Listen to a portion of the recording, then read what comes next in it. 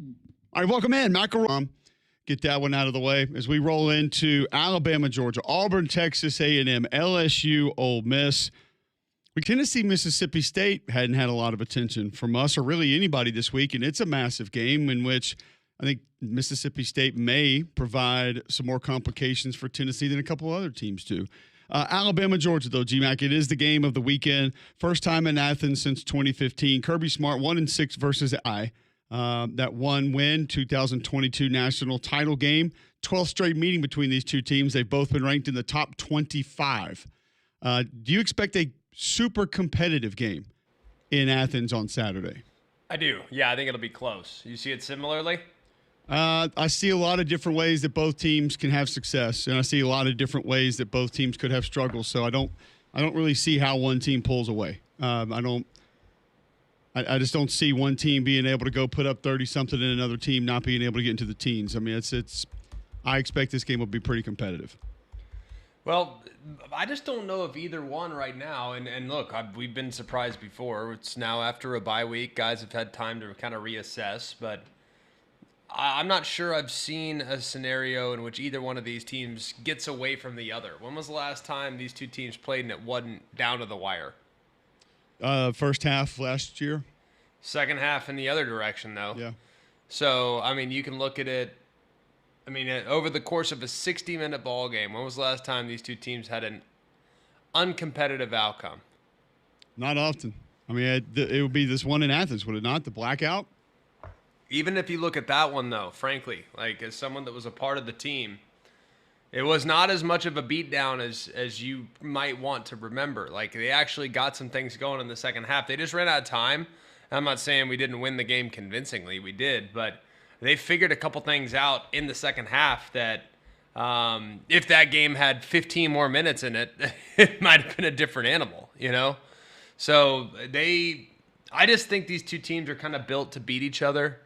I think Nick Saban, as the architect for a long time, had the blueprint, and then Kirby Smart stole it, and Kirby Smart built his team to beat Nick, and then Nick countered, and now some of the trickle down into Kalen, which now goes against Kirby, who's already been built to try to beat this roster. You know what I mean? Like, I just think that they're kind of built to beat each other because of where they've lived in the college football pecking order for a long time. I think one thing that's intriguing about the quarterbacks in this game is, you have one that obviously hadn't been in college football very long, one that is when you consider Ty Simpson's dad and his coaching acumen, and he told us when we had Alabama earlier this year, just being around the facility, in meetings with his guys, he's got more experience maybe than any other. When you just think about all of it collectively, but he doesn't have a ton of experience in spots like this. The fourth quarter in this game is competitive as you and I imagine. Is there a real in either direction in this game? I don't think so, because I don't think the moment's ever going to be too big for. I'm very poised, so I don't feel like there's an advantage. I mean, yes, experience. Sometimes experience can weigh you down too. In the tooth, maybe you don't have as many. Don't have as many opportunities. It's almost harder to play as a redshirt freshman. And people always say, "What is that?" Redshirt senior, it's your last year. And you're like, oh, okay, well, hopefully it works out for me, but come back and get it. You know what I mean? So you don't know what you don't know. Exactly. And a lot of times as a redshirt senior, especially if you haven't played, there are some reasons you haven't played, and you know what can go wrong. And, that can work against you as well. It can go either direction. You come down to, the bare minimals that you're going to begin to nitpick, and Gunnar Stockton's going to be at home. That's going to make a big difference, obviously. But then does it come down to, as we talked about many times on this show in the last 6-8 months, the head coach mentality, what they're allowed play-by-play, series-by-series basis. And that could be an advantage for Ty Simpson where they're telling him to cut it loose and get out there. From a Gunnar Stockton perspective, if you had to say either or, you're going to get one or the other. Is it going to be the 8 of 23 on 10 yards or more down the field in the first 3 starts, or the 6 of 9 for 147 against Tennessee on yards throw 10 or more, or on throws 10 or more yards down the field? I think it's probably going to be the latter against Tennessee. Getting back to my prep and I feel like I liked what I saw. So I think he's a good thrower. I was just thrown off. I do think that if you can apply some pressure, but I think he's pretty decent, and we know he's kind of a game. They win the game this weekend, it's going to be in large part due to him playing the game. You're probably with me, and you think it's going to be mostly on that offensive line, and that he's not getting time, he's getting knocked around. It maybe forces him into a strip sack fumble, or he gets hit and it's tipped, it's picked. I mean, that's the one thing that I look at and say to myself that has the chance to go south. Don't know, though, if Alabama has the defense and the defenders to completely overwhelm it. I had this conversation with our buddy Josh Pate last night, and he was asking, I've heard you talk about the Georgia offensive line and its struggles. Can Alabama, fully take over that group? And these offensive lines get overwhelmed, and it be just a complete mismatch, and it looks like it's going completely haywire. You got guys over there that there's not going to do about anyway. And then it's like the Jordan Davis defense at Georgia. Jonathan Allen and A'Shawn Robinson, Quentin Williams, those guys at Alabama, at Georgia, or those guys at Alabama. I just don't know if those bodies are there to get anything going. I don't see that happening from this Alabama defense. Do you? No, I don't see it going that way. I think the twitchy quarterback, and they see them as the type that's going to. I think a twitchy eye violations gives them some fits, but violation deception team. That's not really going to win on deception. They're going to just blunt force trauma. It that way, to me, are Van.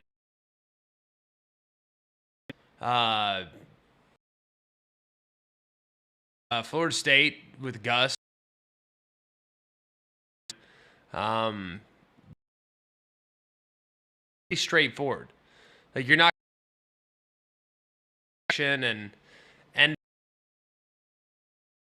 quarterback power married. They'll have some of that, but not. I'd be with you there. All right, I think you're just gonna have to beat Bama in this game if you're Georgia. You just beat them. You win mano-a-mano, and they can Bama. I don't think you're going to out-scheme Bama in this one. No, just as if I don't think you're going to get a lot of gifts from either team as well. I mean, I think the turnovers mostly are going to have to be forced. They're going to have to be taken, and that goes for both teams. And that's why I think it's going to be competitive. I think I've said it a couple of times this week. It's starting to feel like either which group protects their quarterback the best or which quarterback makes the most mistakes. I mean, that's what this one probably comes down to. We talked about the sacks with Georgia. I mean, you have an outside linebacker that leads your team in sacks with 2. No defensive lineman has a sack. They haven't been overly disruptive. Is that a tired narrative, though? Do you think – is there a guy in your tape watching that you see one? But I don't know if you see it differently than me. I mean, I don't see a lot of guys on either one of these rosters that I look at and say that's super scary.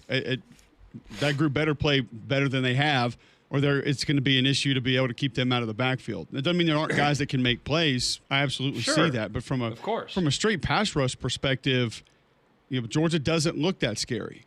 That's one of the reasons I thought Mendoza was going to have such a big year, because he was going to bring that twitch that they didn't really have, that speed and that bend off the edge. I mean, Raylan Wilson might be their best capable pass rusher just because he has some size to go with speed when they do bring him and blitz him, whether it's off the edge or up the A gap, whatever that is. He just has a different gear, it feels like, to get there. Like Gabe Harris is not that guy. I love Gabe Harris. I think he's an awesome football player. He does anything they ask him to do. He's lined up over center. He's been a stand-up outside linebacker. No. You can love a guy, but know that he's not a game changer. Like, I love Chaz Chambliss, but he wasn't a game changer. You know what I mean? Like, I mean, it's not disrespectful. It's just like if you ran counter every play, he was. Yeah, fair enough. He'll destroy your pullers, but that was, I mean, there's a couple more examples. Like even on our team, like I love Eric Anders, but it's not like he wasn't, unless he had a free runner, he wasn't over the game against an elite left tackle. Like, you know what I mean? Like great player, but like that, I think Georgia frankly has guys like that now. Yeah. More so than the Jalen Walkers. 11 Eric Anders, Corey Reimers, Lorenzo to play against those guys. They were a pain in the butt. They were good. But Georgia there in 21 and 22, 3 or 4 Alshon Robinsons, Jonathan Allens. You know what I mean? Like you had that next wave coming off the bench. It's like with Georgia, we used to see the Devontae Wyatt's getting 5 or 10 reps a game, and you're like, why is this guy not playing? And you forget the dudes in front of him. I forgot that that Jordan Davis guy's pretty good. That Jalen Carter guy's all right. And Chris Cole might be he looks like he's got the length. He's got a little juice off the edge. They look good at linebacker. Like the linebackers can run. They're good. And for Alabama, I think. I mean, if you ask me right now, you said you got to go 75 snaps today against anybody on that Alabama front, who would you least like to face on every play? It's probably going to be James Smith. I just think the usage of the hands, how strong his hands are, and I know he's more of an interior guy. He'll get out a little bit wider. He'll line up sort of inside of a tackle, and I've seen him outside occasionally on a tackle, and he'll give you a little bit more of an edge rush. He's not an edge rusher. It's not where he's going to live it by any stretch of the imagination, but he's the dude I'd least like to deal with on this defense. And he's just not Overton. Yeah, he's not a dominant disruptor. I mean, it's not what they are. So you don't have to have it. It's kind of weird, though. Isn't it strange that these guys went from, like, you got 4 Pro Bowlers on the defensive front and 5 Pro Bowlers in the front 7 to now having a lot of really good players, but not, like, take over the game, oh my gosh, what are we going to do with this guy type of guys? Yeah, but like also, in a span of a couple of years is crazy. And I think it goes back to, I mean, everybody's just going to say, oh yeah, Portal, or you don't have him stocked around. The other side of that I think people need to understand, it's also the development part of it that's not happening. Yeah. And you can have Jonathan Allen's ability, and you can have Jordan Davis's ability, you can have Jalen Carter's ability, but those guys still stuck around and developed. And they got their reps in, and they to an extent waited their turn. Quinnen Williams, he didn't do all that as a freshman or a redshirt freshman. He had to sit, wait. He had to watch. He had to practice, and that development is still critical. And I think no matter how talented you are, the development part is what ultimately makes you indestructible. It makes you dominant. Is that you've been able to go through and learn. All right, don't do it this way. This is the way this guy did it. Okay, let me try that. Let me see this. See how this works. You got to figure out the wrong before you can get all the right. And when you're not practicing with one team, one defense next to certain guys for a long period of time, it's tough for that to take place. It's also tough to keep your house warm or cool this time of year because the weather's going to be going back and forth. You may be running your AC during the day and your heat at night. That stress on your home comfort system is why you need a Trane. They've been named America's most trusted brand 11 consecutive years, so you know you can count on the reliability of a Trane to keep your home and family comfortable for years to come. Find out more at Trane.com. It's hard to stop a Trane. Going to continue talking about this game, other games as well. It is a Max Ball Friday. You have a chance to get in as well with any comments, any concerns, any questions. Tweet in at Mac and Cube. Text in 205-834-9450 and 800-239-9569. Listen online, JocksFM.com. Go grab the app if you're going to be moving around. If you're one of those journalism students in Auburn who listens or watches on YouTube, or if you're listening on the app, we appreciate that. Stanford Steve at 7:30. Ryan 20 to preview Georgia Bama. Brian Haydad gives us some Mississippi State updates as they welcome Tennessee to town at 9:30 today. We're loaded, talking college football all day, and we continue it next on Jocks.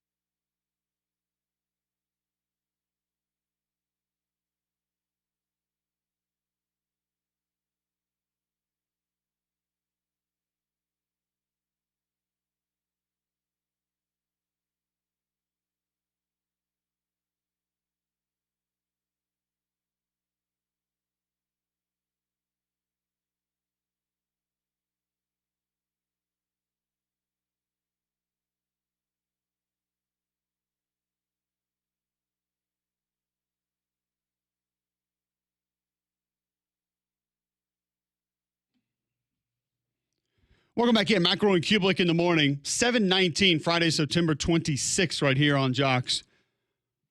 Something really interesting that I just saw from, will the FCS really partner with private equity and move its playoff from outside the NCAA? There are hurdles. This is something that we absolutely have to find a way to generate their own revenue moving forward. Pay games are disappearing. Yes. SEC going to 9. I would actually love to see the math on this, and I'm not near smart enough to be able to do it. But if you take the SEC and the ACC, I mean, how many non-conference games do you think that they played against lower-level opponents? Let's just say like the last 3 years each year. Where you have, 2, maybe 3 each? You'd have to add up. In general. Yeah, thereabouts. 2, maybe 3 each. And now you're going to have 2 at most. And Kent State has 1 per team. So everyone else is just vying for Kent State's leftovers. So we'll say, let's just say 40, rough number. And all of a sudden now you add an extra conference game for everybody. Oh, by the way, both conferences are saying you have to play another Power 4 team. So you're essentially getting 1, maybe 2 opportunities a season for out of all of those teams. And this is why everybody told me FCS going to spring couldn't happen because we had to have all these pay games, right? Yeah. And where are they now? So now when you have, let's just say rough number, 300 teams vying for 30 games a year, you think they're all puffing their chest out saying we want 1.5? Nah, somebody's coming in the back door saying we'll do it for $750. Of course. Oh, no, we'll do it for $5. And they'll do it Southeast Louisiana did last weekend at LSU, and they'll bus over day of and then bus home. So. And play good in some areas. It's fair. They did. You watch the tape, it's like, honestly, this Southeast Louisiana team pretty good.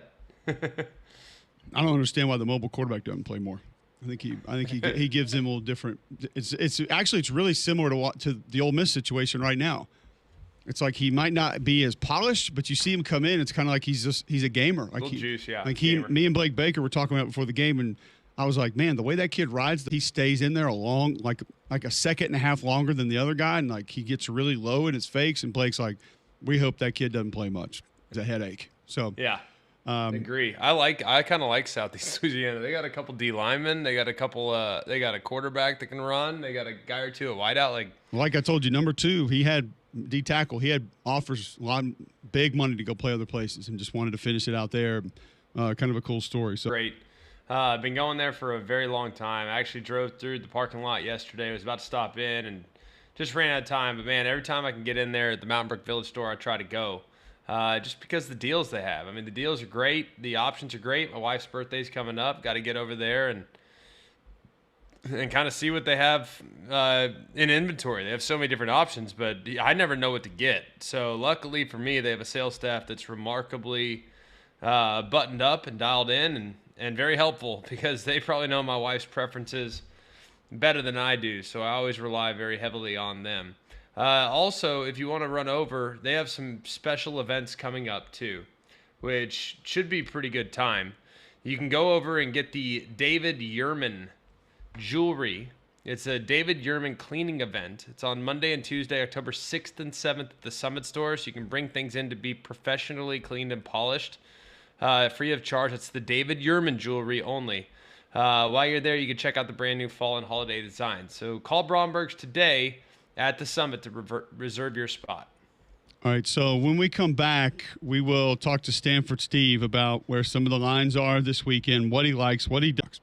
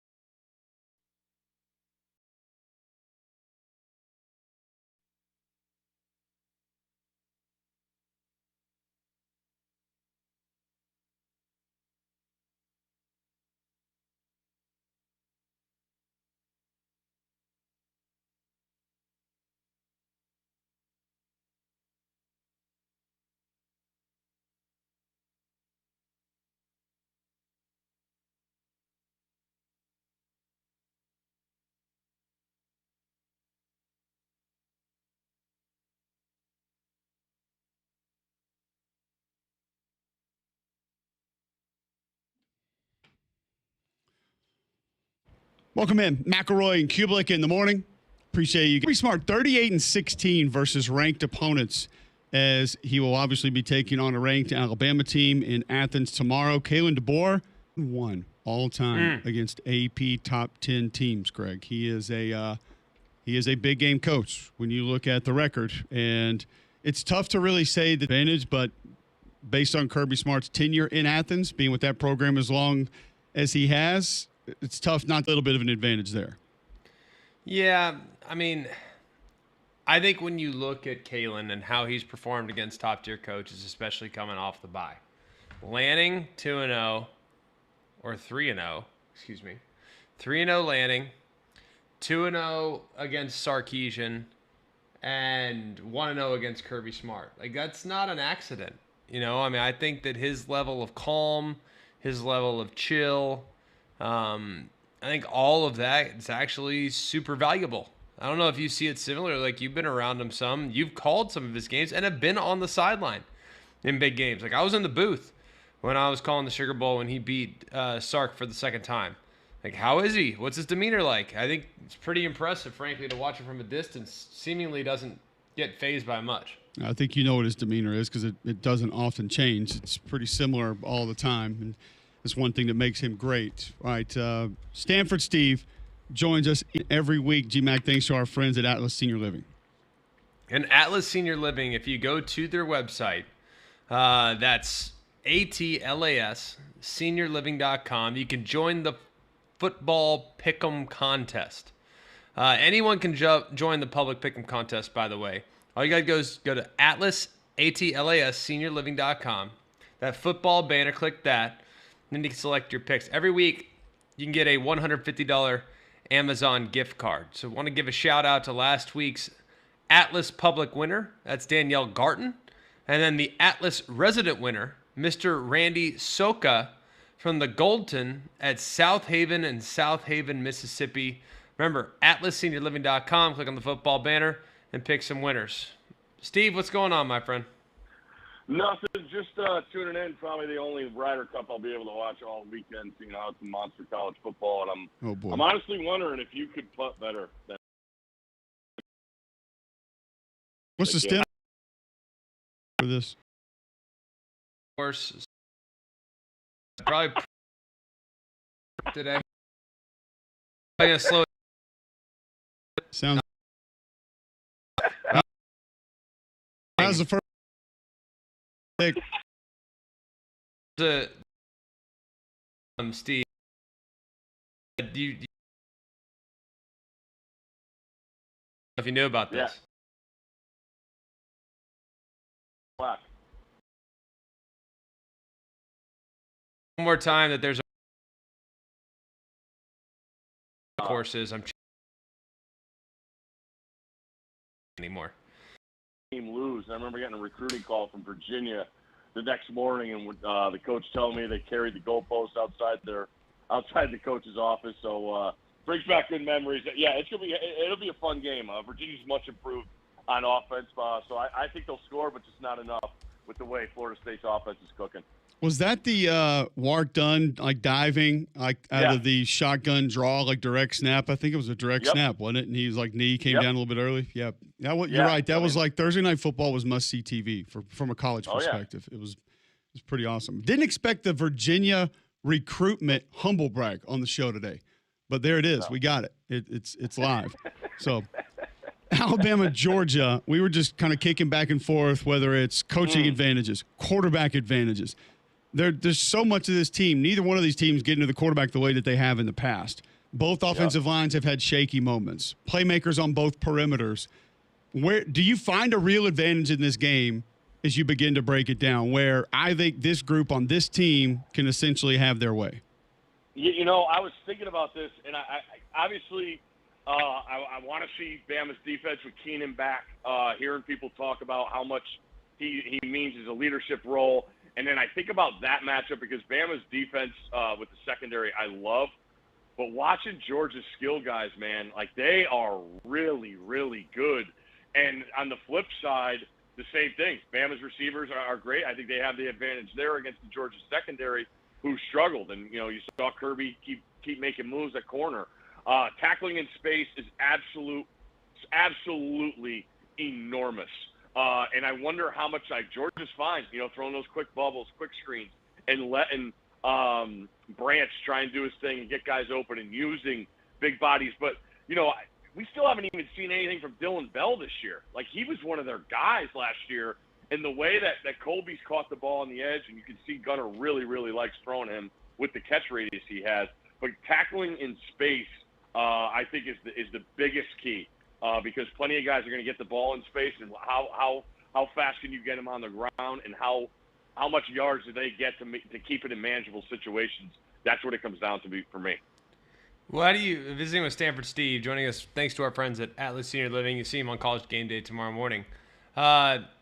Arkansas too trendy? I feel like it's the right side, but it feels trendy. I still feel like Notre Dame's got something to spark on the defensive side. I like their personnel a lot. It sounds like Leonard Moore's going to try and play, and which would be a huge asset. But Arkansas's guys, skill guys, have impressed me too, man. Like, I get it. I love Talon, what he brings to the table. I wonder how much they have design run in for them if Notre Dame's trying to match in the box and stuff like that. But I still trust Notre Dame. I think that offense is elite, and I really like Carr. But, another tough road start. He came around in the second half against Miami, who was far superior. But I still, with Notre Dame having a couple things up their sleeve defensively, and then that O-line just getting back to running the football and keeping the ball away from Talon, because that also keeps that crazy crowd out of it too. I trust Notre Dame more, and from what I've seen. Over in Oxford, where GMAC's going to be, I want to get your thoughts on kind of the matchups you think most important. Similar to Georgia, Ole Miss not really getting to the quarterback the way that we anticipate and the way that they did a year ago. Obviously, personnel a little bit different. I thought they ramped it up a little bit last week, tied with Georgia at 115th in the country in sacks. LSU, we know, can get to the quarterback, and they're going to do it in different ways in different regions, not just who they have. Is it that LSU defense that finds a way to get the best of Lane's offense, or is it the Ole Miss defense finding a way to take advantage of a right side of the LSU offensive line that can't stop a twist? Oh, I love how you bring it up, the twist on film against an FCS school. That is fantastic. I still think it comes down to LSU wanting to run the ball, guys. You have to do that if you're going to be a championship caliber team, and I say it every single week. But you have to be able to do this. I mean, these two teams have played unbelievable games the last couple of years. I don't think LSU led until the final score last year in LSU, and then the year before was Jaden against Dart going up and down the field. I'm fired up to see what Lane has in store with Trinidad against that LSU defense. With the pressure that they can provide with minimal guys, how accurate can Trinidad continue to be as accurate as he's been? But if LSU runs the ball consistently and keeps Lane's offense off the field, they're going to win because their defense is going to get more stops than LSU's or Ole Miss's defense. So to me, against Ole Miss, Greg, what is it? They give up 190 on the road. I know you've done your homework. I think it's 190 on the ground a game that Ole Miss has given up. LSU has to take advantage of that. Here's the thing. Like, I am having a tough time. Like, is Ole Miss terrible on defense, or have they just got a couple times by mobile quarterbacks? I don't know. I don't know the answer to that yet. Like, I think that they're a group that does fatigue as the game goes along. So that would be concerning, partly because I don't think they have great depth. So I think it has to be on LSU to stay committed to it. I don't know if they will. We'll see. Looking at the Penn State and Oregon game, you can't play Oregon here. Like, you can't. No. And everybody and their brother, Johnny Public, is on Oregon. I'm not saying, like, based on what I've seen on tape, I feel like Oregon's the superior team. But I also feel like Penn State's been playing with their food. How do we diagnose this one? I love the physicality that Penn State brings, and Oregon hasn't seen a sniff of that.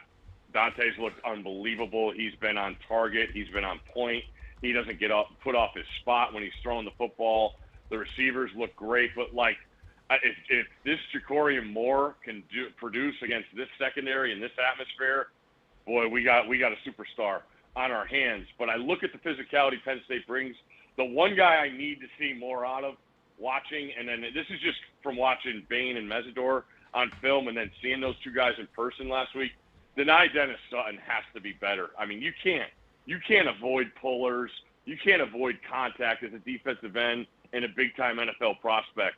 So I think we'll see a different Dennis Sutton with the energy and the whiteout that it provides and how much these guys love it. Being at practice yesterday, there's a quiet confidence, but there's also, I'm looking at that team. It's like, man, is this the time? How many times have we been in the spot where we pull it out? But that's why all these guys came back for games like this. And I trust Penn State's experience, and I really think that defense will show out tomorrow. I like the tackles for Oregon, and they're going to be tested. I'm still curious about the center and guards and what they bring to the table. Can they run the ball downhill like they did against teams in Oklahoma State and Oregon State and Northwestern? I love what Zane brings to the table as a D tackle, and Penn State plays as many guys as anybody up on that defensive line. So I think that'll be key, having fresh guys against the tempo of Oregon. Stanford Steve joining us. Thanks to Atlas Senior Living on the Higginbotham Hotline. You got to give me one side or the other here and why. I'll take you to Husky Stadium, 2:30 on ESPN+. San Diego State at Northern Illinois with a total of 43.5.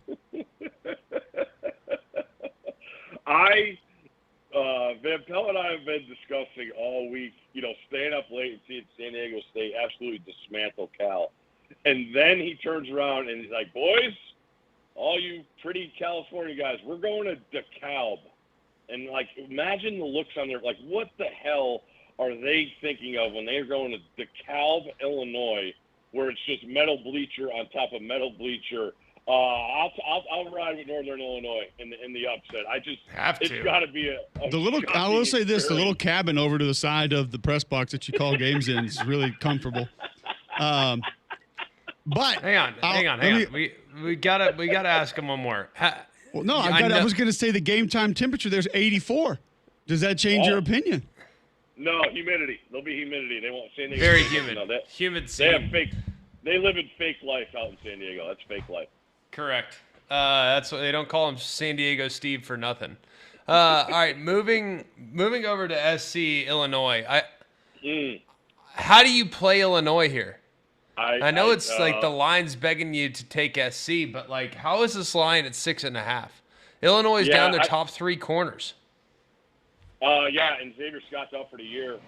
Samuel told me, which is brutal. I mean, you saw Bielema's frustration last week post game, and as he's talking, he's like, "I've never been a part of this," and I think it was a bunch of things because as his offensive line is getting absolutely swallowed by four-man pressures for Indiana, he's losing DB after DB. I think they were on their seventh and eighth guy by the third quarter. And here comes SC. Jacoby Lane's going to be a game time. I still don't know what's going on there. That was surprising to not have him, and SC didn't miss a beat.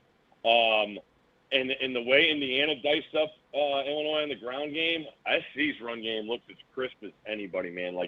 Staying up and watching them has been a treat, just seeing how on time, organized, on point that offense has looked. And maybe Illinois hangs around the first half, but at some point, SC's got to get that thing rolling. They're too good offensively to go screw this up in an 11 a.m. local kick. I know people they're want to gonna talk about the body clock. They're going to win by 100. I don't see Illinois being able to stop SC. I really don't. The run game, they can't cover them, they can't stop the run, and they can't protect the quarterback. They're a lot. I think Illinois is a fake tough guy unit. I really believe that. I don't know if I mean Cole thinks they're the '85 Bears. It's but that's I actually don't Oklahoma that I present as the '85 Bears. Thank you very much. This is the 2008 Ravens. Okay. Yes. Steve, is there really a game with more intrigue this weekend, honestly, than UCLA at Northwestern? I don't know, Cole. I think the number one team in the country going on the road in Seattle. I don't. I don't know. I mean, how about what the boys in Vegas think of the boys in Westwood being a touchdown underdog? 6.5. That's Western. yeah. I mean, good Lord. I got no idea what you're getting in that thing. I'm just going to tell you, like, if you want a complete spin the wheel game on every down of just nobody knows what in the world's going to happen, that one's probably it. Just go tune into that thing. And there's no telling what's going to be offered up in that one, offensively or defensively. So I'm not watching it. Well, you'll be working. Come on. So Ball, dude. It'll be on your iPad, though. We'll Stop it. Stop it. No, I won't be doing that. I thought we were going to get through the whole day without talking golf. And, of course, Stanford Steve is the one that takes us there. Well, he's probably gambling on it. He probably got his Morikawa under. Oh, my gosh. They're showing Justin Thomas's whoop numbers and his heart rates at 135 on like a 6-footer. Golly. Talk about right up McElroy's alley. These Americans whoop are and so. Golf. I'm not kidding, dude. The American made for players. McElroy TV. I'm telling you, our American players are the softest. It's unbelievable. We are the softest, most pampered group ever. Just JT, lip out. I mean, it's unbelievable. It is just so pampered. Like, I mean, all of the Europeans are just absolute grinders. Yep. And you got the Americans that are just all those just European golfers growing up on the streets of Ireland or whatever it was. They're hard to root for. I'm not gonna lie. The From Americans the slums of London in South Africa. The Americans are genuinely hard to root for. I'm not kidding when I tell you this. Like, don't show me their whoop numbers and they're at 150. Show me when they're impressive. We're an American. This is on USA Network, and we are literally showing a guy's how nervous he is with his whoop numbers. I'd rather watch Pacific Blue. Yeah, well. By the way, let's get to that one. By the way, speaking of Pacific Blue, a game that will be played right on the Pacific. Look at that transition. Yep. Huh, take that, Reese. Hold my beer, Reese. Ohio State, young team, going on the road for the very first time. I think they got their hands full this weekend. Like, I'd be lying if maybe I didn't sprinkle a little money on Damon Williams Heisman earlier this week. Okay. Just saying. Okay. This guy is Kyler Murray. Yep. I'm just telling you this. Like, he is Kyler Murray. And he might totally wet the bed tomorrow night. That could absolutely happen. Mm-hmm. But I'm telling you, he's got that kind of game. So you can use that one on game day tomorrow as long as you give credit. Because I haven't heard anybody say he's Kyler Murray yet. But I'm telling you, he really is, dude. Have you seen this kid play? Yeah. Yeah, I think he doesn't have as good a build as Kyler. He's nowhere near as thick down low.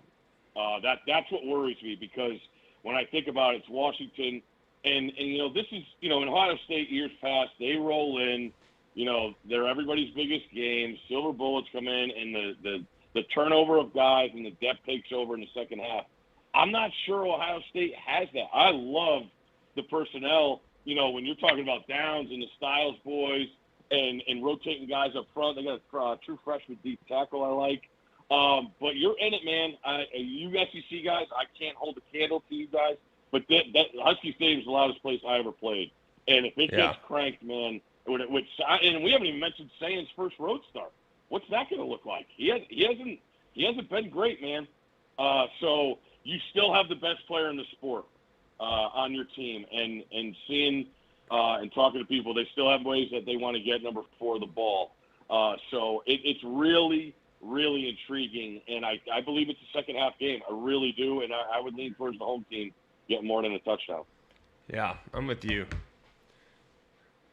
Appreciate you, Steve. Good stuff, man. Thanks for hopping on. Hey, you guys have a good weekend, all right? Enjoy. There you go. Stanford Steve, GMAC. Stanford Steve joining us. Thanks to our friends at Atlas Senior Living. Absolutely love everything that Atlas Senior Living provides. They're always great. Go and check them out, atlasseniorliving.com. They are the senior housing community that does an incredible job. I mean, just they have locations all throughout the Southeast. They now have some in D.C., so those of you listening to us in the greater D.C. area, we know we have a few of y'all listening. Go and check them out, atlasseniorliving.com. They'll take care of your loved ones as if they're family. atlasseniorliving.com. Join that football pick'em contest. Get you a $150 Amazon gift card if you can pick some winners this weekend. All right, we are going to dive back into some college football games coming up this weekend. Some feedback from you as well, 800-239-9569. Tweet in at Mac and Cube right after this on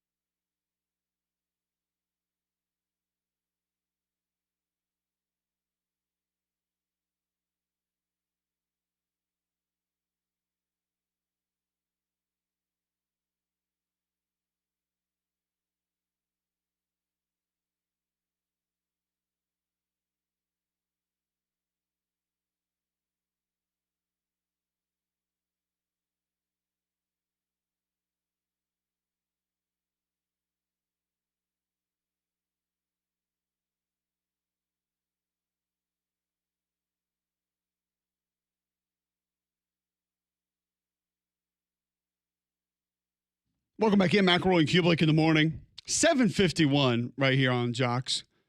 There are two teams in the Southeastern Conference that have not recorded an offensive play over. LSU.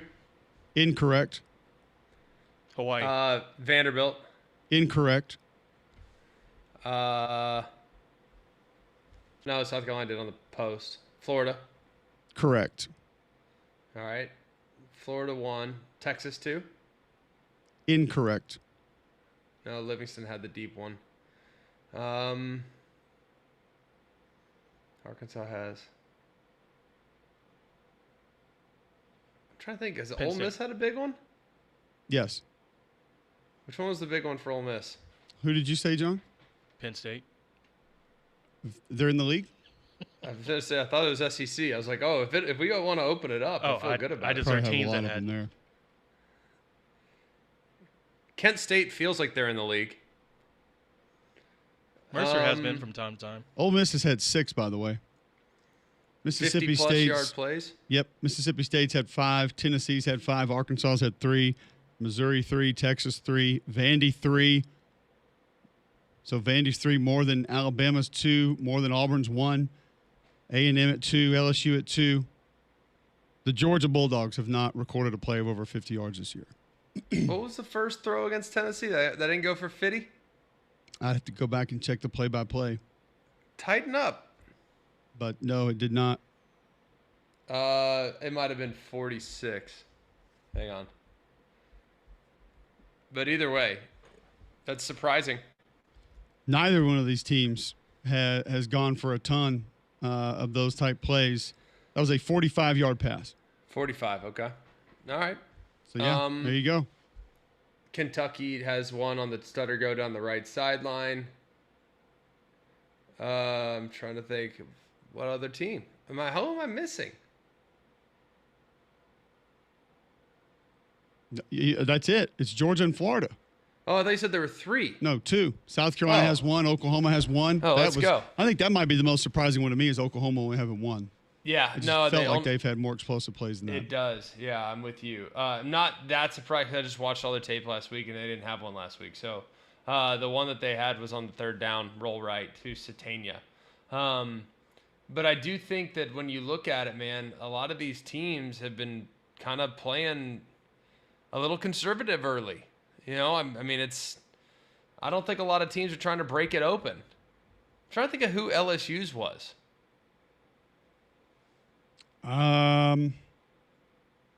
Which big play did they have? I'm trying. Oh, you know what it was? The run at the end of the Florida game. That's right. That was at a goal line. That was the one. Yeah. That's crazy. Didn't you see the last play? You only need 1. All it takes is 1. That's all you need. That's exactly what play it was. So they got that one. Yeah, it's Is it bad that we watch so much ball that we can literally recite the big plays that these teams have had? it is a little bit odd. Is that sicko mode? Yeah. So that's I mean, listen, it's Alabama has the fewest runs of 10 yards or more than any team in the SEC, but we've talked about how the offense is designed. I mean, some of those pass plays are designed to be runs essentially. So it's not going to be a massive issue for them. Because when you go look at passing plays of 10 yards or more, they're about middle of the league, 41 pass plays of 10 yards or more. Yep. So they are able to find those. And they're a little higher than middle of the league on passing plays of 20 yards or more. Are explosive plays going to be big in this game? I mean, we saw last year that was the difference really both ways for Georgia to get back in it and for Alabama to gain the lead that they eventually held on to. Do you see that continuing in this matchup, these two teams being able to find those? I think you're gonna have to if you're Bama. I think it's beneficial. And by the way, like some of these run numbers are a little misleading.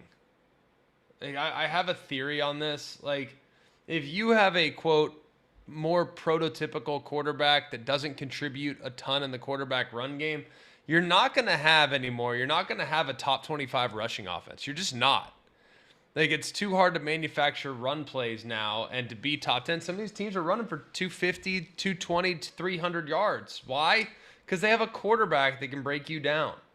Like, being a top 25 rushing offense with a pro-style quarterback is highly unlikely, I think, nowadays. Absolutely. All right, so Ryan McGee's going to join us on the other side. This Lane Kiffin documentary is making a lot